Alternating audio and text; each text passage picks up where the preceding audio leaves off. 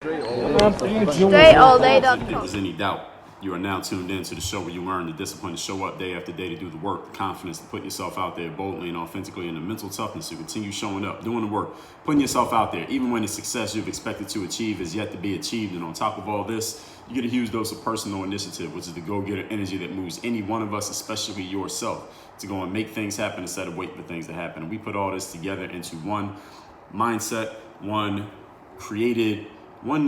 framework that we have created, one process, one approach, one system that we have codified, a hardcover book, a university, and this daily masterclass that is called Work on Your Game. My name is Dre Baldwin, also known as Dre All Day, and welcome to the show. And today's topic, 3 tools to rid yourself of anxiety. And I think this is an important one, especially in the fact that we're in a holiday season, and actually by the time you're listening to this, we are on the threshold of a brand new year. And even though for some of us that can mean new opportunities, that can mean doing new things, it can mean new goals, new plans, things you're excited for some of us it can also mean anxiety, because now there's the stress of the holiday season that is going on. There's the whatever happens to be going on with the pandemic we happen to be in the midst of, at least as of this recording, and I doubt it's going to be completely done by the time you hear this. And all this other stuff that's going on, and any other time. It doesn't even have to be this point in our lifetimes. Any time that you listen to this, I could have made this 10 years ago, could make it 10 years from now. This material will be relevant to you because we all deal with anxiety at different times, some of us more than others, and at different levels and for different reasons. So first of all, let's get a definition of this word anxiety before we begin to address it. Anxiety is defined as a feeling of worry, nervousness, or unease, typically about an imminent event or something with an uncertain outcome. That's a really good definition for a lot of challenges that people have in their minds. I think a lot of us deal with anxiety, and maybe we label it other things. Maybe we call it stress. Maybe we call it procrastination. Maybe we call it fear. Maybe we don't even have a word for it. We can't even explain what it is, but there's some type of, we're projecting into the future something that might happen that we're not quite sure of, and none of us is completely sure of the future if we are looking at it logically, and it's slowing us down in some way, or it's causing us unease right now, even though the thing hasn't even happened, and it may not ever even happen. So that's why we're going to deal with this today. Some tools for you to get rid of that anxiety. Again, 3 tools for doing this. And the first, I must offer a disclaimer. Everything I'm going to say here in this episode is not medical advice. I am not a licensed physician. If you have any serious mental or psychological issues, or you believe there's serious mental or psychological issues that cannot be resolved by this masterclass, I would insist that you consult a doctor, get a second opinion, go see a licensed therapist or a psychologist, and make sure you say no to drugs. So all that being said, let's get into our topic again. Point number 1, the topic once again, 3 tools to rid yourself of anxiety, a feeling of worry, nervousness, or unease, typically about an imminent event or something with an uncertain outcome. Number 1, be honest about how you feel regarding people and situations. Just be honest of where you're at.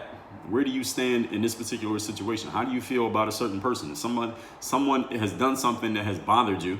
Maybe you don't have to completely unload on that individual, but you can somehow, some way, at least be honest about it. Even if you're not being honest with that person, you can be honest with yourself about how you feel about the situation. How do you feel? Even if you're just talking to you. Are you frustrated in this situation? Are you angry? Are you upset?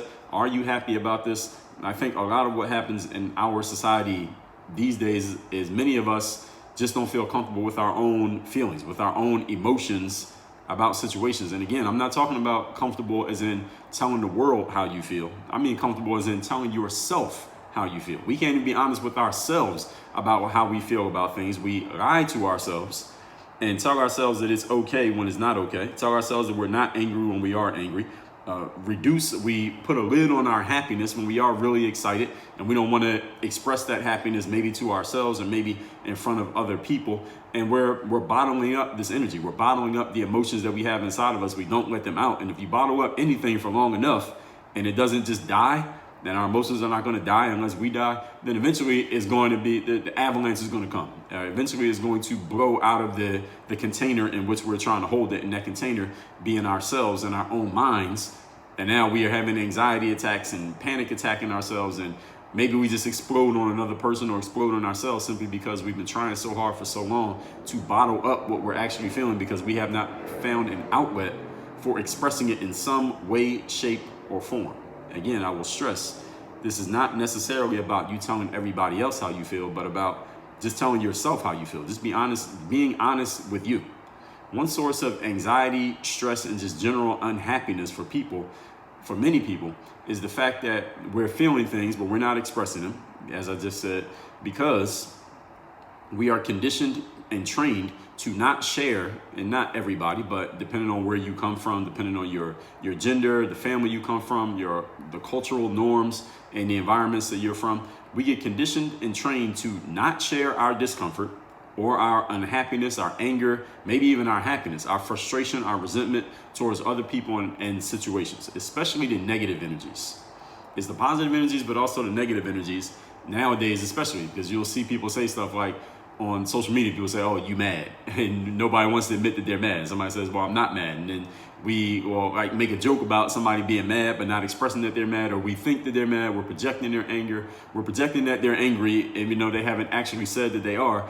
And in doing this, even in jest, we are conditioning ourselves to never express our anger because we see how we're responding to a person when we think they're angry.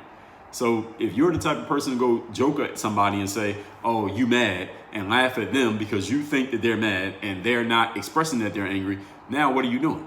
It has nothing to do with that person. You're conditioning yourself to know that if you feel angry and you were to express it, then somebody like you would ridicule you for being angry. So the very things that you laugh at other people for doing or not doing, you are conditioning yourself to do it or not do it because you want to avoid the same ridicule that you're giving to those people. So you got to be very careful about the things that, not even careful, let me use a different word. Be cognizant, become more conscious about the things that you are ridiculing or you're labeling in your mind or verbally as negative coming from others, because those are the exact same things that you are now conditioning yourself to never do or to avoid, simply because you don't want to face that exact same ridicule. This is why, and I've talked about this many times here, just in the entire Work on Your Game philosophy, why a lot of people in life never get off the bench and get into the game, like we talked about a few episodes ago. They never get in the game and actually try to do anything because they have conditioned themselves to ridicule the person who tried and failed. We talked about this in episode number 1679, which came out on December 18th. The 3-step process to go from in the bench to in the game. And a lot of people in life never get off the bench and get in the game, not because they don't feel like they have game, but because they have made fun of, ridiculed, talked down on the people who got off the bench and got in the game and lost the game. So like, "Oh, you lost the game, you lost." And what happens is we condition ourselves to never try. In doing that, you're conditioning yourself to never try because you know you would ridicule you. You would ridicule yourself, and the people who think like you, they would ridicule you the same way you're ridiculing other people. So you got to be very conscious and cognizant of the type of things that you are bad mouthing or talking down on or sending negative energy towards in any way, because those are the exact same things you're telling yourself never to do so that you don't face those exact same energies.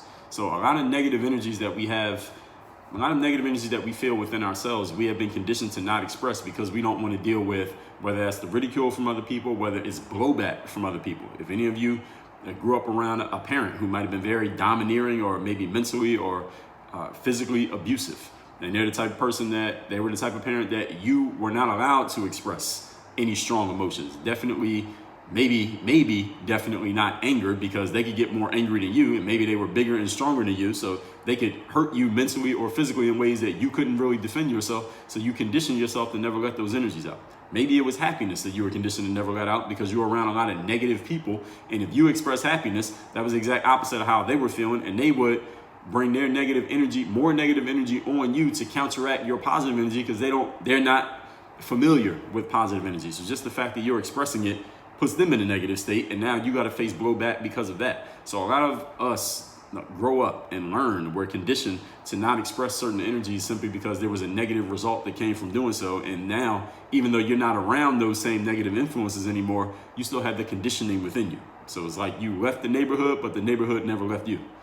And the more that you hold these energies in, the worse it gets. Eventually it's going to erupt. And any of you who has had challenges with anxiety, you know what I'm talking about here. I'm speaking your language right now. And understand that confident people express themselves because, I'm talking when people have that inner confidence. I'm not talking the outer confidence, but the inner confidence.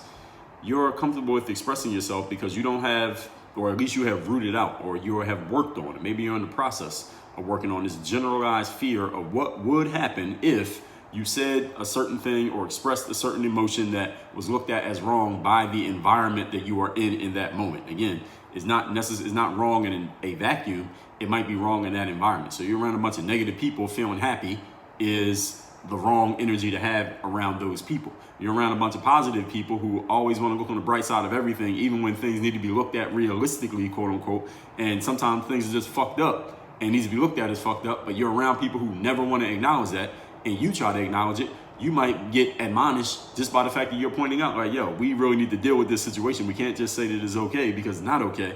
You might be admonished for doing that, and now you don't ever want to point out anything because you've been conditioned to know that if you do that, you are going to face some type of punishment. Whether, again, it could be a mental punishment, emotional punishment, a physical punishment, and we are conditioned to never express ourselves. Now, while I think all of us as human beings, we all have room for improvement on this, one of the first steps is becoming comfortable sharing things that may make other people or even yourself uncomfortable. How comfortable are you with having a conversation that might make other people uncomfortable? I talked about this in episode number 1263, how to get uncomfortable and stay there. In episode number 1230, why you avoid uncomfortable conversations. In episode number 1095, how to use uncomfortable situations as opportunities for growth. In episode 1073, when we talk competition, how to make your opposition uncomfortable. And in episode number 164, if people are uncomfortable around you, they should be. How willing are you to get uncomfortable? Now, we all understand the concept of the comfort zone, and we all understand logically that all of our growth happens when we step outside of our comfort zone.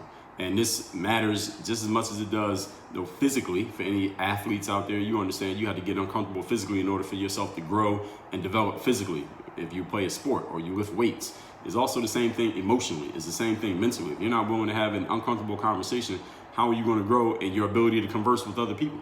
If you're not willing to get uncomfortable emotionally, how are you going to grow emotionally? It was a trick question because you can't. Point number 2. Today's topic is 3 tools to help rid yourself of anxiety. Number 2, address the elephants in the room. This goes hand in hand with the ending of my first point about being willing to have uncomfortable conversations. Don't hope that things go away just because you ignored them. Now, if you ignore an elephant in the room, the elephant is just going to get bigger until it has just eaten you out of house and home. Your house collapses under the weight of the elephant. This is one of the roots of anxiety, is that there's something in our minds, we notice it when it's small, and then instead of doing something about it, instead of addressing it, we just wait and hope that it goes away. Or we tell ourselves that it's not there. We convince ourselves, we hypnotize ourselves into believing that that issue is not an issue, that is not going to become a bigger thing, hope that it goes away until eventually it becomes such an issue that we have no choice but to address it. I'll give an example of this, not when it comes to anxiety, but just in life in general. I remember when I was in college, for example, I used to eat a ton of candy. I still eat candy, but not anywhere close to the way I used to. But I was eating a lot of candy in college, and my tooth started bothering me. Like any of you who's had this issue, you get like one side. It doesn't have to be from eating candy. It could just be you just need to see a doctor because over the years maybe you developed a cavity from whatever. But I think I was developing a cavity. Didn't really understand it then, but I understand it now. To one side of my mouth, I couldn't really chew food on, because if I tried to chew anything that was any type of hard, there was this sensitivity in my tooth and in my gums that would give me pain. So I was chewing all my food on the other side of my mouth. I couldn't have any cold or hot beverage touch that side of my mouth because it was so sensitive. And I didn't do anything about it. I didn't call my parents and say I need to go to the dentist. I didn't go to the dentist out there at school where I was at. I did nothing. I just tried to completely ignore it. Eventually it'll go away. Let me just not use that side of my mouth for a month or two, and let's hope it goes away.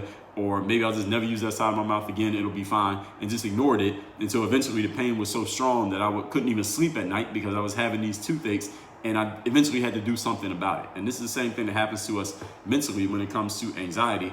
We're hoping that things go away, things that are in our minds, we're thinking about them, but we never address them. And then eventually they get too big for us to ignore anymore. Nowadays especially, again, people are afraid to talk about things in the world that we're in today. People don't want to talk about anything that could possibly make another person uncomfortable because maybe you have a little bit of trepidation of how they're going to respond to it, what somebody's going to say about you, if somebody can hold it against you a year from now, if something that you said in 2015 is now going to get held against you in 2025. Now, nobody wants to say anything. Everybody's trying to stay safe because nobody wants to be the person who gets, quote unquote, canceled. If you go to a get together, for example, with family, friends, and light acquaintances these days, or people that you don't know really well, everyone probably tries to stay away from the topics of politics, race, and religion. Why is that? Not because nobody has an opinion. It's not because nobody has anything to say, or nobody doesn't feel anything, or they don't feel like they know enough. Everybody has something to say. Everybody has an opinion. The reason nobody wants to talk about it because you're afraid of what somebody might think of you based on what you said. Excuse me. You based on what somebody might think of you, based on how somebody might react or respond, or you might get kicked out of the house. You might not be able to come back. Maybe they don't invite you anymore.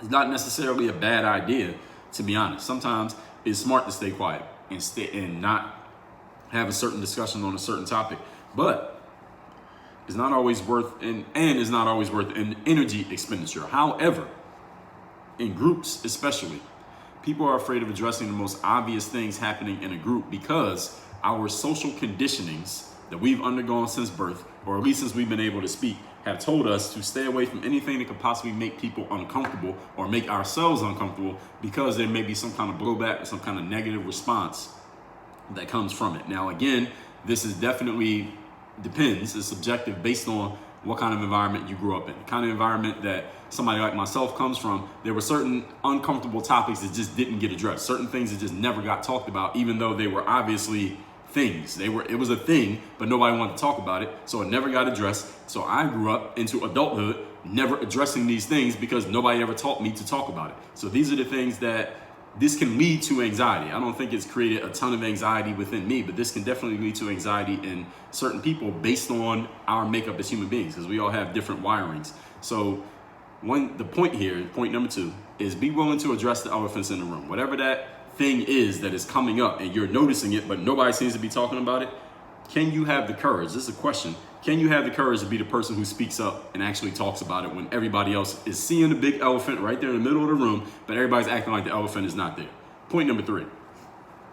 Today's topic, once again, is 3 tools to address, or 3 tools to help rid yourself of anxiety, slowly but surely. Point number 3, just do it. What is it? Well, whatever you're thinking of.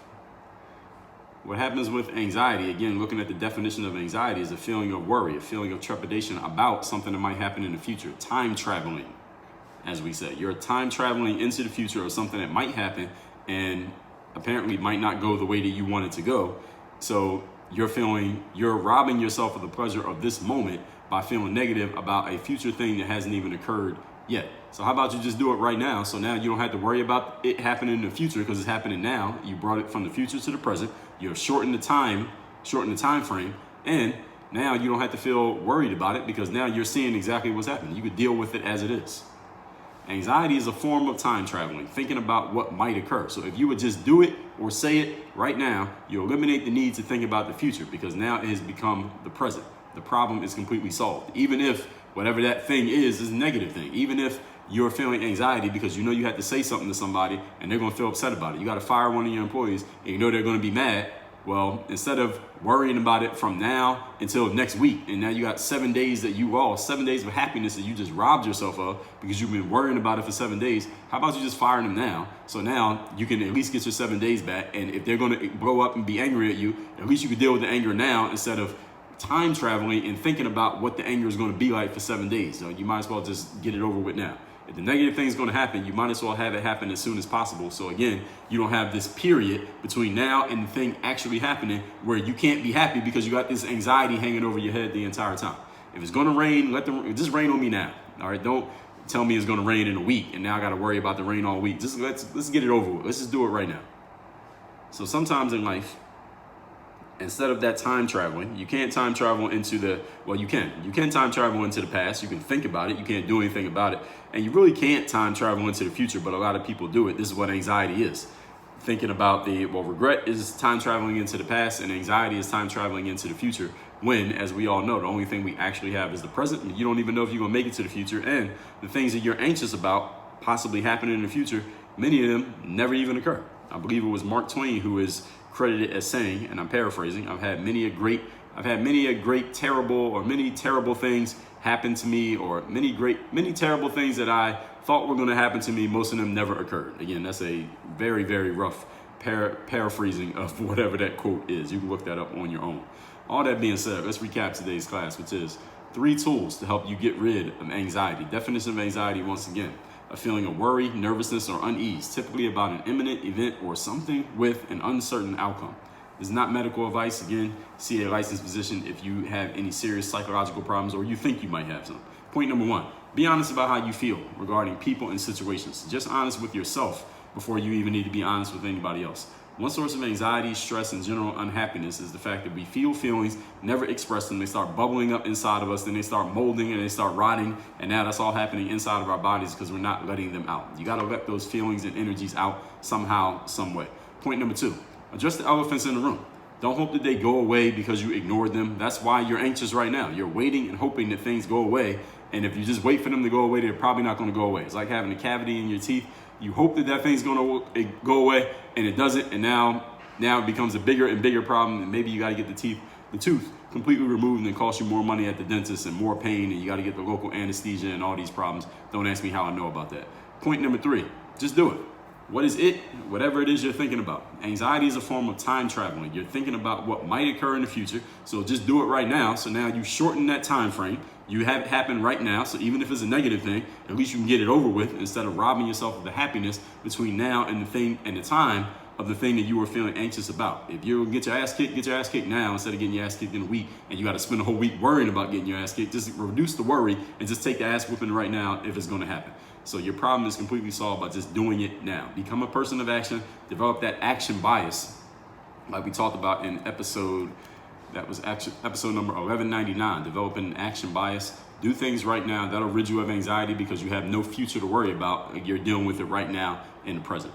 If you're ready to rid yourself of those kind of feelings of anxiety and really make yourself a person who takes action, and really mentally, this really starts on the inside, how you feel about yourself and the way that you're approaching life and the way that you look at yourself in the mirror, I would suggest you take my Bulletproof Mindset course. We have updated that course. It's now Bulletproof Mindset 2.0.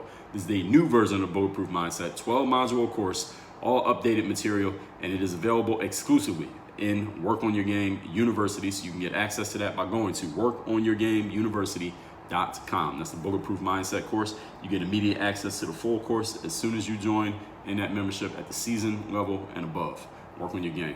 Dre, all